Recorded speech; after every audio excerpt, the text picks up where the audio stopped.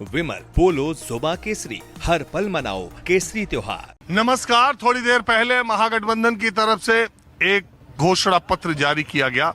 तेजस्वी के प्रण के नाम से ये घोषणा पत्र जारी किया गया, जिसमें प्रमुख वायदे जो बिहार की जनता की तरफ से महागठबंधन ने किए हैं, उसमें सबसे बड़ा वायदा यह है कि जिस घर में सरकारी नौकरी नहीं है, 20 दिनों के अंदर सरकार बनने के भीतर उस घर में सरकारी नौकरी देने का काम शुरू किया जाएगा और 20 महीने के भीतर बिहार के युवाओं को रोजगार देने की दिशा में पूरे कदम उठा लिए जाएंगे। जीविका दीदी, उनकी महीने की जो तनख्वाह है उसको 30,000 रुपए कर दिया जाएगा। बिजली की 200 यूनिट मुफ्त की जाएगी। इसके अलावा कंपटीशन देने वाले बच्चों को फ्री में आने जाने की सुविधा मिलेगी।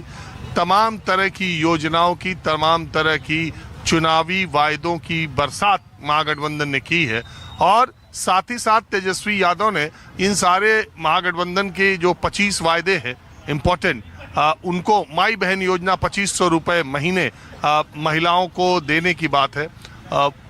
उन्होंने ये कहा कि महागठबंधन ने अपने मुख्यमंत्री पद के उम्मीदवार के नाम का ऐलान कर दिया है, लेकिन एक पुतले की तरह बीजेपी नीतीश कुमार का इस चुनाव में यूज कर रही है, उनका सिर्फ इस्तेमाल कर रही है और चुनाव के बाद उनको कहीं से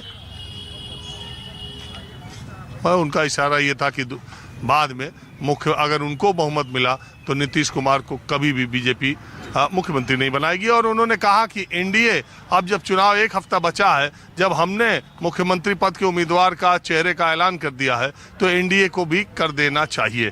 बहरहाल अभी जब मैं ये कार्यक्रम कर रहा हूँ उससे कुछ ही मिनटों पहले तेजस्वी यादव ने पटना के एक होटल में इस घोषणा पत्र को जारी किया है और अब धीरे धीरे चूंकि छठ का पर्व 4 दिनों का होता है, अब जाकर के वो खत्म हुआ है, तो अब छठ का खुमार खत्म और चुनाव का खुमार अब से शुरू होगा और एक हफ्ते चुनाव का प्रचार चलेगा और 6 तारीख को पहले चरण का मतदान होगा।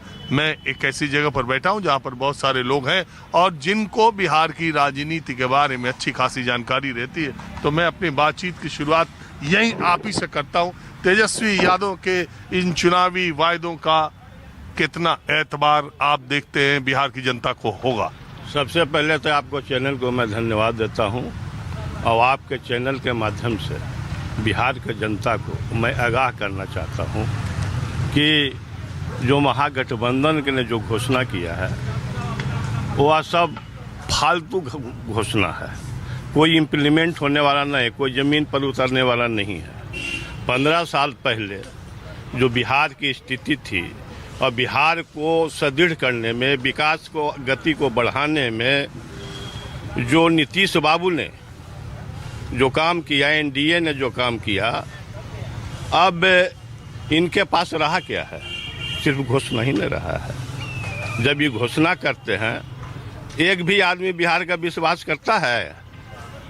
घोषणा तो पहले भी किए थे बहुत सारी, कहाँ विश्वास करता है? इसीलिए बिहार की जनता जागरूक है, ईमानदार और वफादार है, झांसे में आने वाला नहीं है और एनडीए गठबंधन को पूरी ताकत के साथ बिहार में पुनः स्थापित करना चाहता है और माननीय मुख्यमंत्री नीतीश कुमार को मुख्यमंत्री देखना चाहता है। आपने ये बात कही।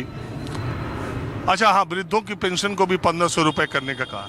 आपने ये सब बातें कही। पिछली बार 2020 के चुनाव में सबसे बड़ा मुद्दा तेजस्वी यादव का सरकारी नौकरियों को देने का था। जब 2020 का चुनाव होने के बाद अगस्त 22 में नीतीश जी ने बीजेपी से हाथ छुड़ाया और तेजस्वी सरकार में आए, उसके बाद आपने खुद देखा होगा और पूरे देश ने देखा और बिहार ने भी देखा कि कितनी तेजी से सरकारी नौकरियां देने का काम उस दौरान हुआ, शिक्षकों से लेके तमाम। क्योंकि सरकार में शामिल होते के साथ तेजस्वी यादव ने कहा कि उनका जो वायदा था सरकार में, अब वो शामिल हो रहे हैं, उस प्रायोरिटी पर वो काम करेंगे और पूरे सरकारी नौकरियों के देने की दिशा में जितना तेजी से काम हुआ, मुख्यमंत्री नीतीश कुमार थे वो अलग बात है, मुख्यमंत्री नीतीश कुमार 20 साल से है, लेकिन उतनी स्पीड से सरकारी नौकरियां पहले कभी नहीं दी गई। दूसरी बात, नीतीश कुमार 20 साल से मुख्यमंत्री है। 400 वृद्धावस्था पेंशन न जाने कब से चली आ रही थी। चुनाव आया है तो 1.5 महीने पहले उन्होंने 1100 रुपए किया। नीतीश कुमार न जाने कब से मुख्यमंत्री है। कई बार विधानसभा के भीतर उन्होंने कहा था फ्री बिजली नहीं दी जा सकती। आरजेडी ने जब ये बात कही कि फ्री बिजली देंगे 200 यूनिट, तो चुनाव से 1 महीने पहले 125 यूनिट फ्री बिजली देने लगे। नीतीश कुमार ने हमेशा रेवड़ियों का विरोध किया और जब चुनाव आ गया तो 1,21,00,000 महिलाओं को 10,000 रुपए यानी 12,000 करोड़ रुपए अकाउंट से सीधे चुनाव से 1 महीना पहले ट्रांसफर करने में कोई गुरेज नहीं किया। आज मंगलवार है, अगले शुक्रवार को फिर महिलाओं के खाते में 10,000 रुपए जाने वाले। तो आप ऐसा कैसे कह रहे हैं कि तेजस्वी की हवाई घोषणाएं, उसमें तो मुझे नीतीश कुमार प्रेशर में दिखाई देते हैं। देखिए, जो घोषणाएं थी ये माननीय मुख्यमंत्री जी का एक ड्रीम था कि हमको गरीबों को उत्थान करना है, फ्री में बिजली देना है, फ्री में नहीं 125 यूनिट बिजली फ्री में करना है। और जहाँ तक वृद्धा पेंशन था तो वृद्धा पेंशन बहुत दिन से 400 रुपये आ रहा था। बताइए। तो 400 रुपये जब आ रहा था तो माननीय मुख्यमंत्री एनडीए की सरकार ने यह कैबिनेट में डिसीजन लेकर इसको जो है 400 से 1100 करने का। कब जब जो है मान लिया कि जिस समय मुख्यमंत्री जी अपने मैंने उद्देश्य को लोगों के बीच में रखा तो महसूस हुआ उनको कि नहीं। अरे 20 साल से मुख्यमंत्री महसूस हुआ यही जुलाई अगस्त में। भाई मेरे, आपको हम बता रहे हैं ना, आपको हम बता रहे हैं कि माननीय चिल्लाना शुरू किया, प्रशांत किशोर शुरू किया, तब उसके बाद से इनको एहसास हुआ अंदर से। विरोधियों का काम है चिल्लाना।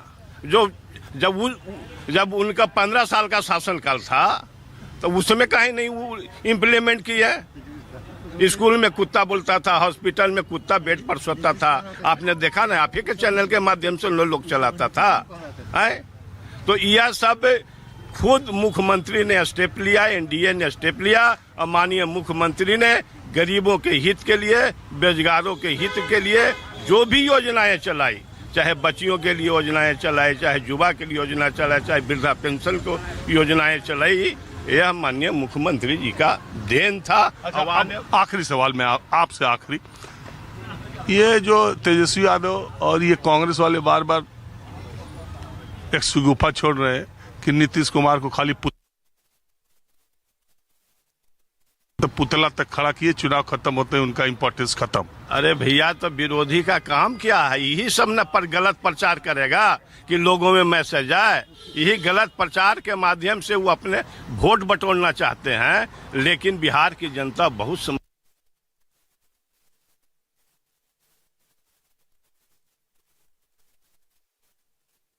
में लगे हुए हैं।